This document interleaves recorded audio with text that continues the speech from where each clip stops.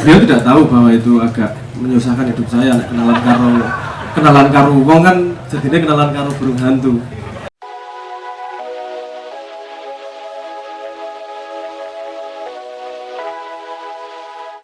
Perjalanan sunyi yang kau tempuh sendiri. Manusia itu hakikatnya perjalanannya sunyi, nggak ada yang bersamaan.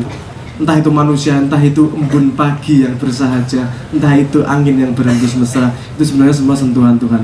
Jadi arti sebelum cahaya sebenarnya adalah bagaimana Tuhan memastikan bahwa aku tuh sama kamu setiap saat. Aku tuh sama kamu dalam keadaan apapun.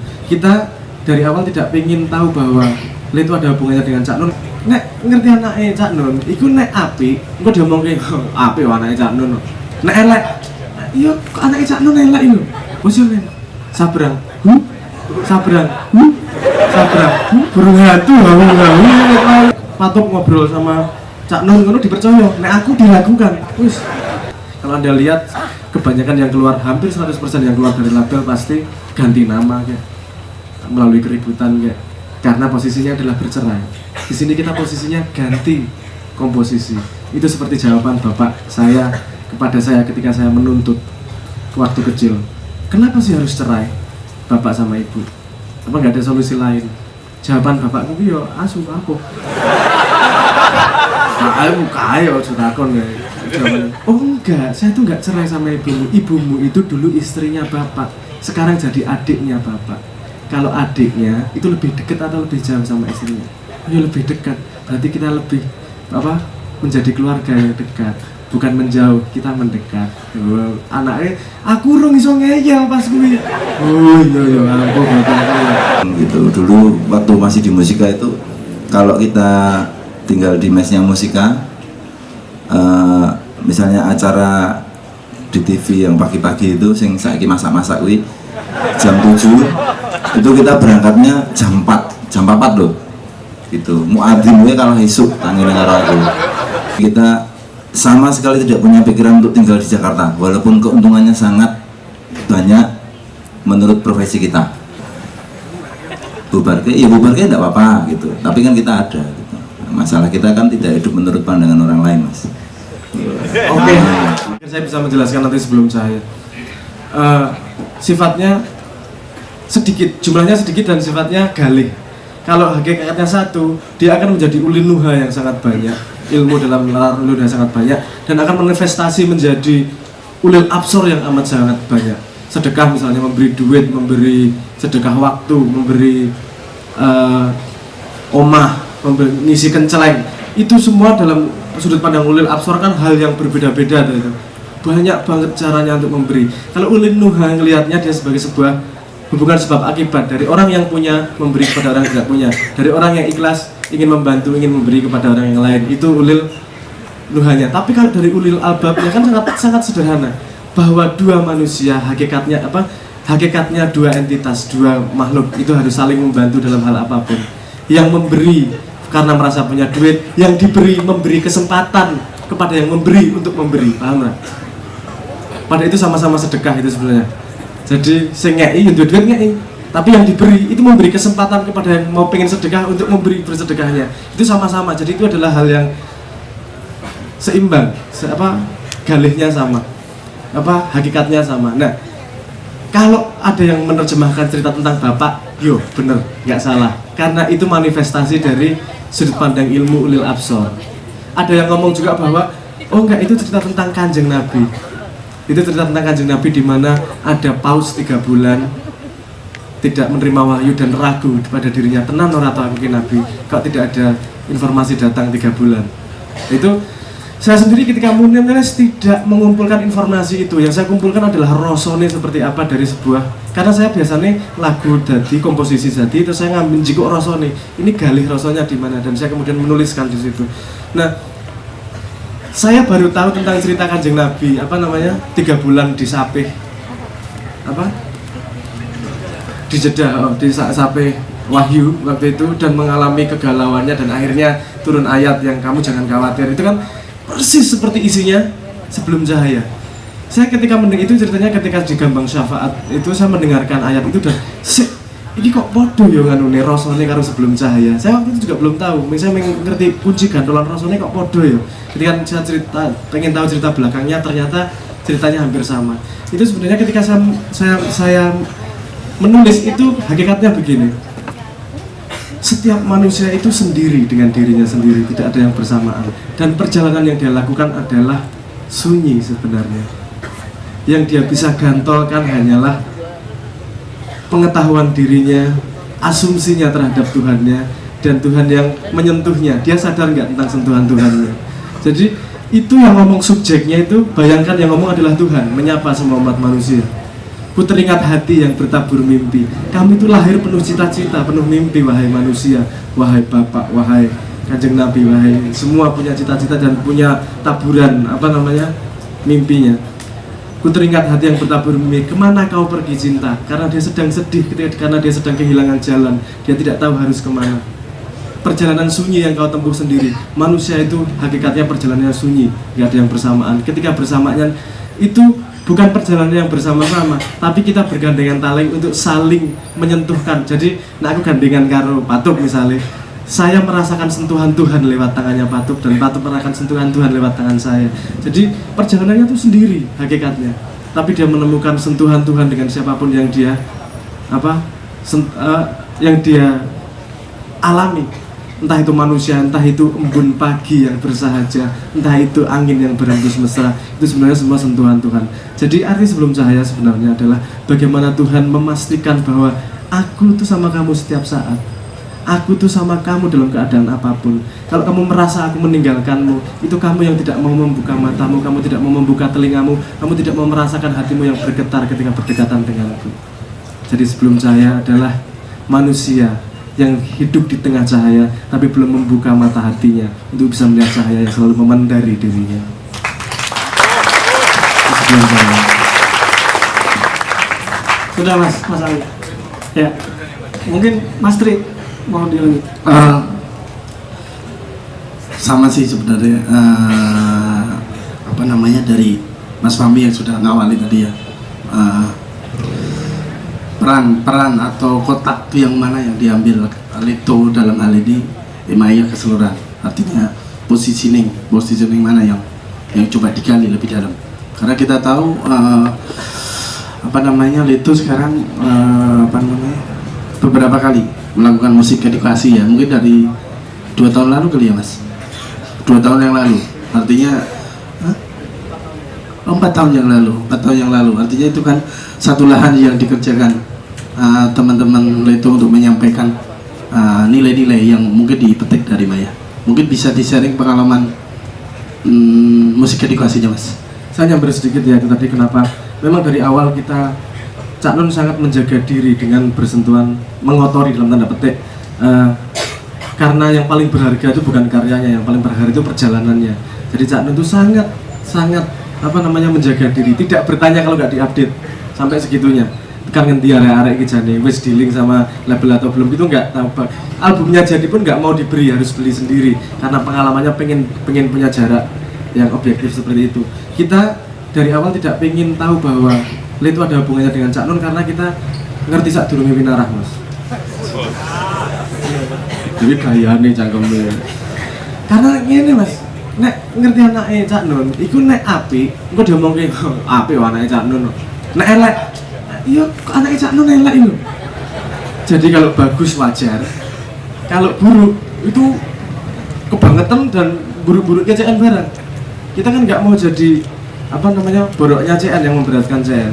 Makanya kita berlaku nek Sabrang, aku dari kalau dulu nggak pakai nama No, yang pakai Sabrang, wong wis langsung banyak yang tahu karena jeneng Sabrang ki yo wong hanya orang tua absurd yang memberi anak-anaknya Sabrang, Mowo, Damar, Panglung, Mopo.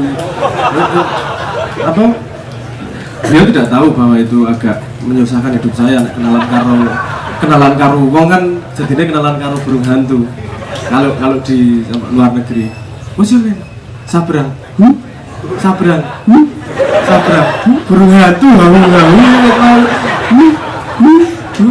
terus akhirnya jenenge sapa Noe, selesai Mas, Noe selesai. Itu memang nama yang di sana karena memudahkan kan IQ lidah mereka tidak terlalu tinggi, jadi harus kita mudahkan lah, kita menurunkan itu agar mudah Noe. Nah, sampai ke sini terbawa itu Noe dan memang ngambil kata Noe itu tadi. Nah, perjalanan makyah kita kan tidak masuk ketika makyah wis dadi apa dan seterusnya. Kita berproses dari awal karena mau tidak mau Cak Nun adalah bapak kita. Orang yang bapakku misalnya Patok iki lho dianggap anak bangane aku, misalnya seperti itu. Karena nek Patok ngobrol sama Cak Nun ngono dipercaya, nek aku diragukan. Wis mbok aku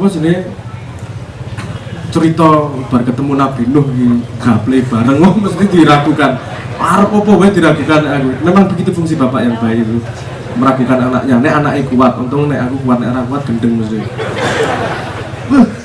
Tapi kita semua ini anaknya Cak Nun. Mungkin Patut bisa bercerita sejarahnya dengan Cak Nun seperti apa. Kita dulu satu SMA, kita ngekos, orang ngekos yo bener-bener jadi anaknya. Jadi kita melihat bapak itu sebagai sesuatu yang harus kita sengku, yang harus kita jaga. Makanya ketika masuk Leto ada resiko di situ. Apakah itu menguntungkan kita? Apakah itu merugikan Cak Nun? Apakah itu merugikan kita? Mending kita ambil garis. Karena kalau kita buruk, CN nggak kena. Biar kita aja yang buruk. Kalau kita bagus, nanti CN akan ikut bangga, moga-moga dianggap anak kemudian.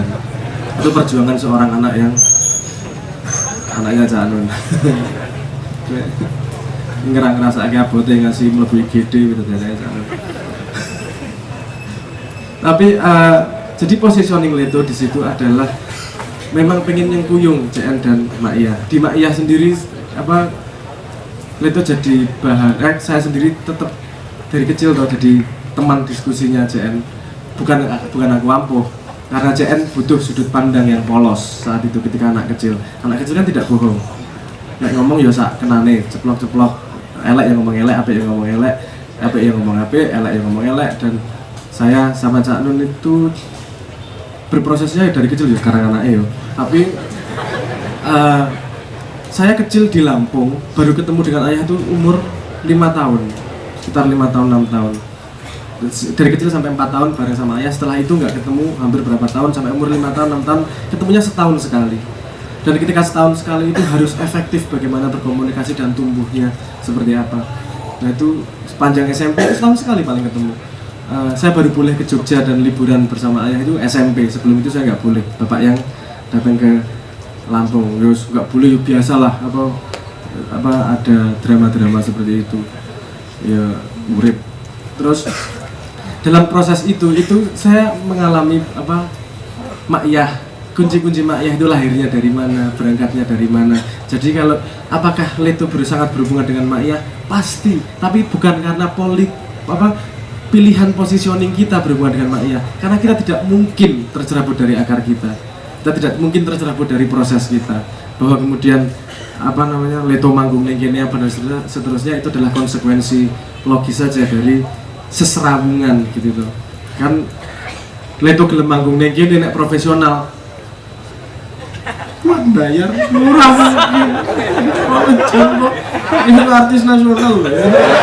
Wajib mungkin buat bayar itu hanya karena makyah dan cinta kita disimak kan. Jangan ditepuk tangani sebagai kita menunjukkan bahwa kita kilo mau aku pengen ono kesempatan itu menghina Gandhi gitu kan. Tapi kita dengan senang hati di sini. Dan yang pengen kita sharing sebenarnya bukan urusan lagunya, bukan urusan romantisnya, tapi apakah kita bisa berbagi dengan pengalaman apa yang kita jalankan. Bukan berarti kita lebih tahu, kita punya sudut pandang gajah yang berbeda, dan mungkin kita bisa ngomong menjadi referensi untuk pengetahuan bersama. Dan kita punya karya yang sudah bersentuhan sejak lama, itu bisa menjadi dasar pijakan untuk mencari sesuatu yang lebih, misalnya gitu. Musik edukasi juga gitu positioningnya. Leto kan selalu mencari legitimasi kalau melakukan segala sesuatu. Kalau sampean ngomong kita keluar dari label, ojo bayangin kuwi ngeri-ngeri ya. Karena keluar dari label itu orang juk lawyer ribut gitu enggak. Kita sederhana ngobrolnya sama, dan kita masih bersaudara dengan musika, dengan masih bersaudara sangat baik. Karena kita positioningnya tidak melepas, tidak cerai. Posisinya gini, Bu, wahai musika, Leto itu lahir di Belantika Musik Indonesia dari rahim musika. Itu tidak akan bisa dibantahkan oleh siapapun. Bahwa seorang anak kadang-kadang butuh keluar dari rumah ngekos dan mandiri, itu tumbuhnya seorang anak. Ibu kita tidak akan pernah berganti, yaitu musika. Tapi kita pengen ngekos dulu, kita pengen mandiri menjadi seorang anak, dan nanti kalau kerja sama lagi juga nggak masalah. Itu positioningnya tidak akan berubah sebagai persaudaraan. Kita tetap bersaudara pada komposisi yang berbeda. Nah, metune rano masalah. Kalau Anda lihat kebanyakan yang keluar, hampir 100% yang keluar dari label pasti ganti nama kayak melalui keributan kayak, karena posisinya adalah bercerai. Di sini kita posisinya ganti komposisi. Itu seperti jawaban bapak saya kepada saya ketika saya menuntut waktu kecil, kenapa sih harus cerai bapak sama ibu? Apa nggak ada solusi lain? Jawaban bapakku yo asu aku. Aku kaya surakon ya. Oh enggak, saya tuh nggak cerai sama ibumu. Ibumu itu dulu istrinya bapak, sekarang jadi adiknya bapak. Kalau adiknya itu lebih dekat atau lebih jauh sama istrinya? Ya lebih dekat. Berarti kita lebih menjadi keluarga yang dekat. Bukan menjauh, kita mendekat. Oh, anaknya, aku urung iso ngeyel pas kuwi. Oh iya aku bapakku. Saiki diapusi aku. Nah, itu kan sebenarnya bukan sebagai, maksudnya bukan itu kejadiannya bisa sama, tapi positioningnya bisa dengan penuh cinta. Itu yang kita lakukan. Itu akarnya dari mana? Salah satu itu akarnya dari pemahaman tumbuh bersama dengan Cak Nun itu tadi, yang salah satu kemudian menjadi maiyah, kemudian menjadi perilaku Leto itu sendiri. Bagaimana kesana kemari dengan perilaku cinta itu. Ketika keluar dari musika juga bukan bercerai, tapi bersaudara dengan dengan komposisi yang baru. Jadi orang ngeri-ngeri, jadi orang musuh-musuhan atau segala macam gitu nggak juga. Mungkin itu jawabannya.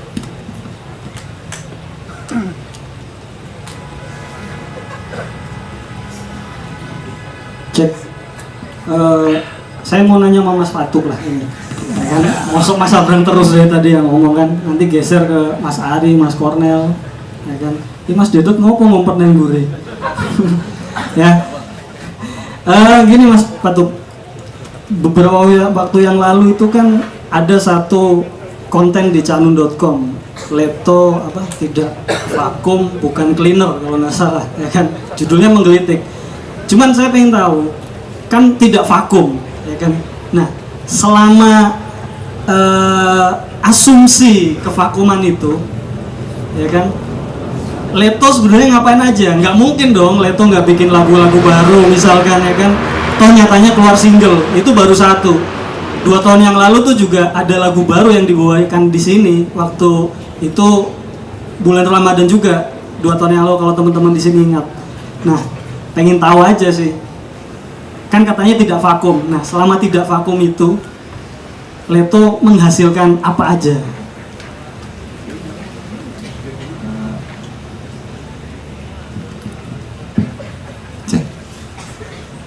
Gini, kan sebenarnya itu tergantung ukuran ya. Kalau ukurannya kan kadang-kadang orang sebagian besar bilang kalau nggak di TV berarti nggak eksis, terus orang gawe album berarti sudah vakum gitu. Itu aja sebenarnya perbedaannya. Kalau menurut saya ya selama orang itu hidup dia eksis, minimal eksis tinggal anak-anaknya, bojone, keluarganya, tetangga sekitar eksis. Tinggal kita eksis itu sejauh mana, sepadat apa, mau digunakan untuk apa gitu. Kalau Leto ya tetap berkarya, karena tanpa karya ya kita nggak ada gitu.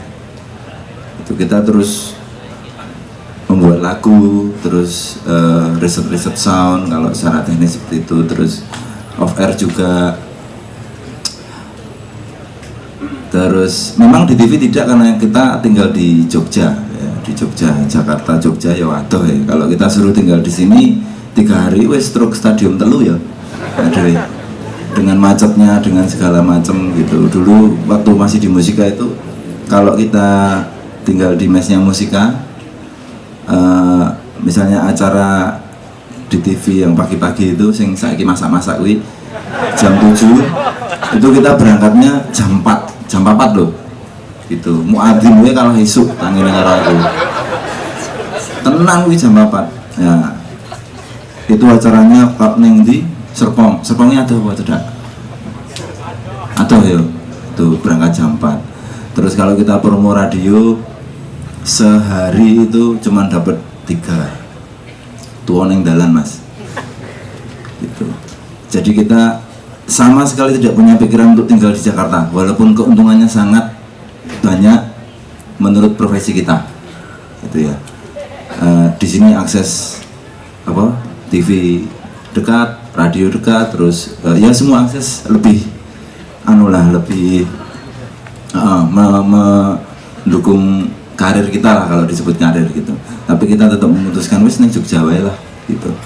Masuk ya nggak bisa di Jogja gitu. Ya ternyata walaupun kita belum bisa dibilang sudah membuktikan, tapi paling enggak kita tidak diam gitu. Kita masih berkarya, kita buat single kalau itu memang dijadikan ukuran tidak vakum ya. Terus ya alhamdulillah kita main kemana-mana. Ya itu aja sebenarnya, sederhana kok gitu. Asal obah berarti itu eksis gitu. Nah, terserah kalau orang-orang lihatnya orang tahu neng TV gue vakum itu bubar po. Yo karemu nek menurutmu bubar ya bubar, tidak masalah gitu. Bubar ke ya bubar ke tidak apa-apa gitu. Tapi kan kita ada gitu. Masalah kita kan tidak hidup menurut pandangan orang lain mas. Oke, terima kasih Mas Fatul.